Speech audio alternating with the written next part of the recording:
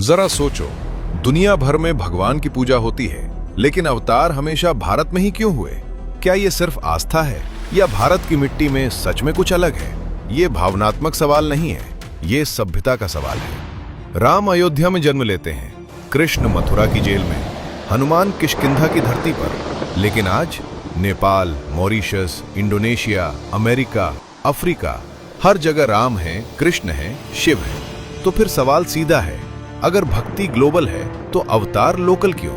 क्योंकि अवतार सिर्फ पूजा के लिए नहीं होते, अवतार होते हैं संतुलन के लिए, और संतुलन वहीं बिगड़ता है जहां सभ्यता सबसे गहरी होती है।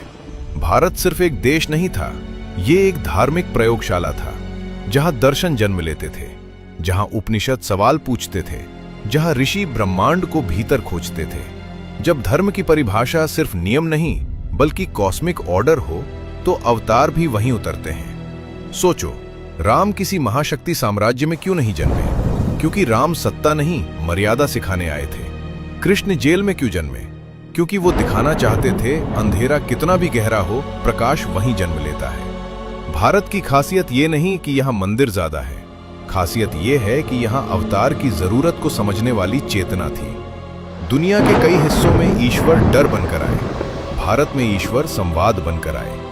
यहाँ ईश्वर को सवाल किया गया, यहाँ ईश्वर से बहस हुई, यहाँ गीता में भगवान ने कहा, हे पार्थ, सोचो, समझो, फिर निर्णय लो। इसीलिए आज इंडोनेशिया में रामायण नृत्य है, थाईलैंड में राम राजा का आदर्श है, अमेरिका की सड़कों पर हरे कृष्णा गूंजता है। क्योंकि अवतार भारत में जन्मे, लेकिन संदेश मानवता के लिए था। भारत जन्मभूमि था, दुनिया कर्मभूमि बन गई। तो सवाल ये नहीं कि भगवान भारत में क्यों जन्मे, सवाल ये है क्या हम आज भी उस धरती के योग्य हैं जहां अवतार उतरते थे?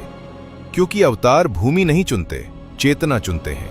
अगर आपको लगता है कि भारत सिर्फ एक देश नहीं, एक चेतना है, तो इस वीडियो को सिर्फ लाइक मत करो, शेयर भी करो।